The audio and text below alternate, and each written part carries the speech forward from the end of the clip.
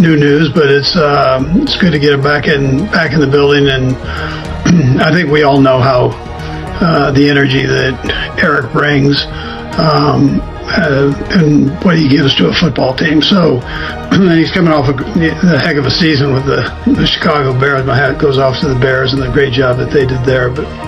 And then on the other hand, we had another great coordinator here too with Matt Nagy, and this gives Matt an opportunity to go out and run his show there and do what he does best, taking 2 Super Bowl championships with him and 3 Super Bowl appearances. So he'll and a top 10 offense that he was working with this past year. So he'll go out and be able to put his own mark on things, and that takes my name off of it, and he gets the purity of it. I was hoping that it would be a head coaching position. It still might be that. He deserves that for definitely for sure. If that doesn't work, it gives him an opportunity to step in as a coordinator and run a show from there. So it's a win-win, I think, on both sides for both coaches. And again, we're glad that EB was able to come back in and jump in that position and bring all the knowledge that he has likewise to the table. So with that, time's yours. Let's start with Sam McDowell. Hey, Andy, and Sid, I'll have a couple things, but first, those of us who are at training camp every day, can certainly see the impression that EB leaves out there on the players and on the field, but in what ways did you notice that you needed that back? Yeah, well, I thought Matt brought great energy too with his. It's different. It's a different. They both have their own personalities that they share with it, and EB does. He's going to be very direct with the players, very direct with the coaches, and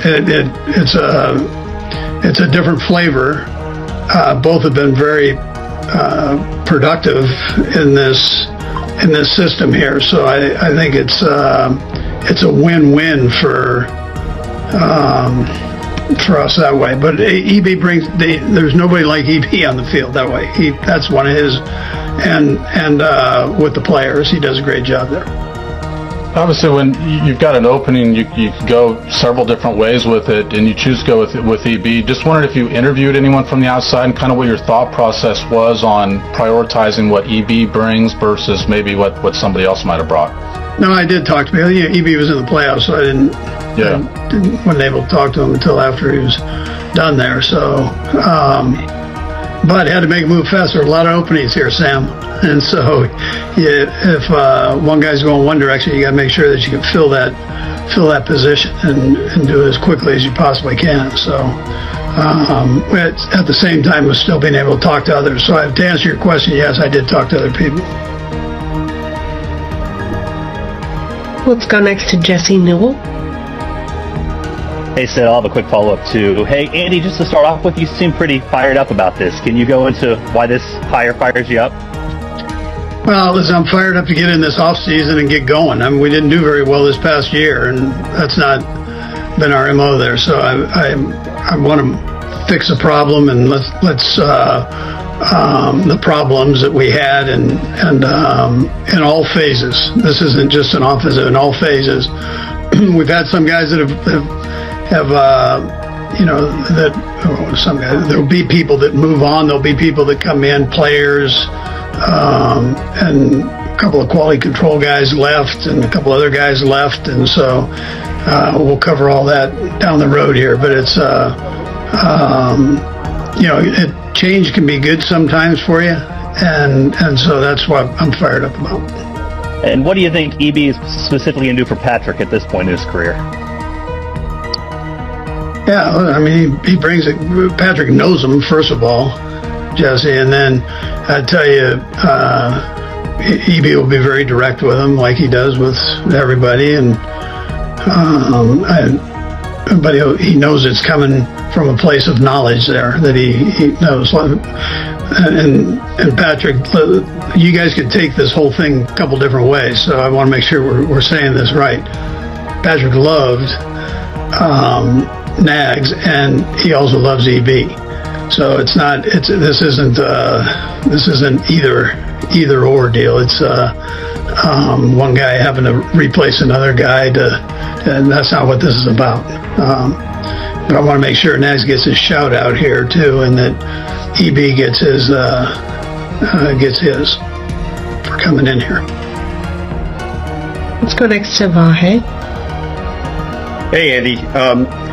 Just curious if you could speak to this a little bit. As meticulous as you are about everything, I wondered to what degree this is a process where you wrote down a lot of things you were looking for, and you just had to think about this, and Eric just came to mind. I know you talked to other people, but I wonder if you could just share that a little bit about what you sought and how much this is gut. Yeah, so I know both guys and know them well. And I've worked with them hand in hand, won championships with them. And so here's Nags in a position where he's got an opportunity here potentially to move on, and great things happen for he and his family and everything else. So I'm on one side of that. I'm pushing that. I'm saying, let's go, man, do your thing. And on the other side, I've got to sit there and go, who's going to replace this guy that just came off of winning a couple championships and going to 3 Super Bowls? So, EB becomes an obvious guy that you'd want to talk to, I would think, right, from a logical standpoint. So I think he's a great fit. He was a great fit when he was here. He'll be a great fit now that he's back. And I've had success with bringing guys back into the fold and things happening. And so as a unit, as an organization, and I think everybody's fired up to see that, listen, we're able to replace a great guy with another great guy. I've got great guys here. Joe Blameyer, there are very few guys that are as good as Joe Blameyer. I feel very confident in him in that offensive room, and Spags and his crew are here. So there's just some, Andy Hex. These guys are all guys that are top notch, and then Brett's working the personnel side of it. So there's good continuity, there's good teamwork that goes on. I know everybody can function well together. That becomes important to me. And I'm sorry, I've lost track of what's official and not official at this point, but it so don't ask it if it's not official. Luckily, you'll know. In general, it looks like there are a handful of other changes to the. Yeah, I don't want to get into all that. We'll hit that another time. I don't want to take anything away from EB and him coming back here, because that I think is. I think for everybody, for our fan base, for ownership, for the organization, I just think it's a positive thing. At the same time, I want Matt to have a chance to be a head football coach and do the things that he's dreaming of doing. That's huge in this business, and he's sitting at an important time that with some openings in this league that you very seldom see, where you've got these 10 at one time here, 10 different openings. That's there's opportunities there. Thanks, Abe. Yeah. Let's go next to Pete Sweeney. Go ahead, Pete. I was just wondering a little bit about the Matt aspect of it. From your words, it sounds like it was sort of a mutual positive parting of ways. I guess, when did you determine that would be best? Or I guess the two of you determine that would be best. And again, just to confirm, it just feels like he can put his stamp on something somewhere else, and that being the reason. Yeah, if we left it that simple, that's what I would tell you. I know everybody's going to question everything, and I get all that. It's understandable. But Matt and I have a great relationship, and here he sits, and before the season, before the season even started here, I knew that he wanted an opportunity to have his own show. He's been a head coach. He was coach of the year. This guy, all the things I've said about him, I still feel about him. There's nothing different there. He deserves to have a head coaching job, and if not, it gives him an opportunity to go out and do his thing. I would have told you the same thing about EB when he did it. It gave him an opportunity to go out and do their thing. So there was no signage of rollovers and all that. He wanted to just keep it that way. Word gets out on that, and give him an opportunity. And I mean, somebody's missing a gym here. That's how I feel, and I would love to see him get picked up and going. And at the same time, we got back a gym, so it's a win. It has a chance to be a win-win here when everything's said and done. Thank you. Yeah. Go next to Todd Lebo. In a couple of different places and, dip his toe in some other stuff. What sort of things do you think he learned while he was away that he can maybe help? Yeah, everywhere you go in this business, you pick something up. And you might take it with you, or you might say, you know what, I'm not going to do that. I don't want to do that. So, and at the same time, he's got all those years in this system too, so he understands that. So I welcome that. I always keep my ears and eyes open for things, and that's why we're very seldom stagnant, and why even with our record, I felt where I could stand in front of you guys and go, listen, what worked for us the year before, it just flipped on us. The games we won the year before, they flipped on us this year, and we didn't win. And that's sometimes how this thing works. And so now it's making sure that we get back and correct some things, and then get them going in the right direction again. So, but at the same time, you finish and you're looking at being in the top 10 offensively. I mean, before Pat gets hurt, or even after the Dallas game, which didn't go our way. I mean, here's Mattson with a top 5 offense, in a lot of categories in the NFL. So I respect that part. This game, we're seeing it now when you look at the playoffs. I mean, these games are nip and tuck, baby. It's you miss a play here or there, and you're going to lose the game. And so all those games that were so tight for us this year, we have to fix and clean that up. Guys, we're going to wrap this up with Sarin and Matt Derrick. We've got to get Coach onto a meeting. Go ahead, Brian. Thank you, and I'll have a follow-up as well. You've only got 1 minute, Sarin. Doggone it. That's it. I'll go quick. No. One of the things when Patrick spoke to us, he said that he was looking for and was accountability. He used that word. I mean, it seems like as an outsider that accountability is something that Eric is certainly not afraid to make sure. And is that something that you think was lacking last year when you hear your quarterback say that? No, I think Pat probably said it best right there, is that we've always had accountability here. With Eric or without Eric, it was still, you're responsible for certain things. And so whoever's coming in better be feeling that. And there's a certain standard that you're going to hold each other to. And I'm sure that's what Patrick was without quizzing him here, Sarin. I would tell you that's probably what he was saying.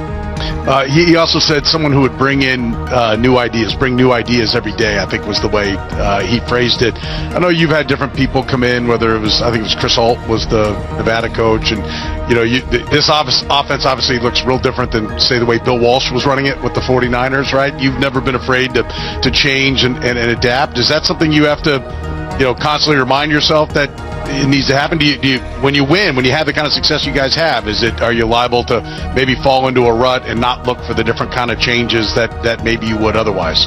Yeah, I think we do a good job with that. We try to give you a little different flavor every year and stay ahead of things. I think we've got to do a better job all the way around, and every area. I think that's important. And so you go through and you hammer this thing out. You take every offensive play, every defensive play, every special teams play. You go through it. You make sure that you've got guys that are aware of the league and how things go there, different trends offensively, defensively, and on special teams. And you use all the technology that's out there. There's no reason to be stagnant. You've got too many different options. You shouldn't have to bring in the latest, greatest here and there and all that. That's not. You've got all that right at a fingertip for you if you want to go that route. Okay, we'll wrap this up with Matt Derrick. Go ahead, Matt. Hey, Coach, one quick question. How do you anticipate play calling work with Eric? That was one of the big things when he left was, the ability to call his own plays and kind of have his own offense. How do you anticipate play calling working with him coming back? Yeah, so listen, I still enjoy calling plays, but what I do is I'm not afraid to delegate and get opinions from people, and then even in certain situations, letting them go ahead and call things in different areas. So we do this jointly. I keep it open, and I felt that that's the best way. I want guys that contribute. I want them to work hard and be expert in their area, and then cumulatively in all areas. So it's I've always mixed and matched there, I guess I'd tell you, Matt, and it seemed to have been fairly productive. And you've mentioned that, you want to get things fixed and cleaned up from what went wrong in 25. What do you feel like is the biggest way that EB can do that? What's the area where you feel like he can make the biggest impact? First of all, I'm going to tell you this, Matt. Find a year where I haven't said that. Now, maybe you can blow it up, but every year I'm going to tell you whether we win the Super Bowl or not, man. There's areas that we got to go through and hash out here and make sure we get better at. So I think that's every year. I think it's every game. If you can kind of keep that mentality through the day, you're going to be okay, and get yourself better. But I think EB, what are some of his strengths? I think he's got great knowledge of the offense. I think he's understands leadership. I've always said he's a great leader of men, whether it's coaches, players. I think he does a heck of a job there. He's good with you guys. He's very honest with you. And there's no hidden agendas. I mean, that's just his personality. And listen, we're talking about EB here, so I'm not talking about Matt Nagy. That's not what we're doing. We're not comparing here. This is EB. You asked me his strengths. Those are his strengths. Thank you, everybody. Thank you, Coach. Thank you guys for sticking with that, too. Thank you. Travis Kelce and the future crisis, from retirement rumors to a return to training. As the 2025 NFL season concludes, media and fans worldwide are asking, will Travis Kelce, one of the greatest tight ends in NFL history, retire? Throughout the past off-season, rumors of Kelce considering retirement spread, from whispers in NFL news sites to heated discussions on social media. But recently, with confirmations from head coach Andy Reid, the story of Kelce's future has become much clearer. He has returned to training and is fully preparing for the next season. At 35 to 36 years old, Travis Kelce was once considered an icon of endurance and class at the tight end position in the NFL. He won 3 Super Bowls with the Chiefs and was always an indispensable tactical anchor for the team. However, following the LX Super Bowl defeat to the Eagles, coupled with Kelce's contract expiring after the 2025 season, his future unexpectedly became a hot topic. Not only did American media report on the possibility of Kelce considering retirement, but fans also fueled this theory when Kelce was absent from several entertainment events and focused on his personal life, such as proposing to his famous girlfriend Taylor Swift and participating in NFL-related activities. During the early part of the off-season, Kelce himself made ambiguous statements on the New Heights podcast, which he co-hosted with his brother Jason, leaving the public confused about his future decisions, even sparking debate about whether he should continue playing or retire. At the same time, Kelce affirmed his love for football and that he wasn't ready to say goodbye. Amidst all the speculation, Andy Reid, head coach of the Kansas City Chiefs, officially denied rumors of Kelce's retirement and revealed the tight end star's current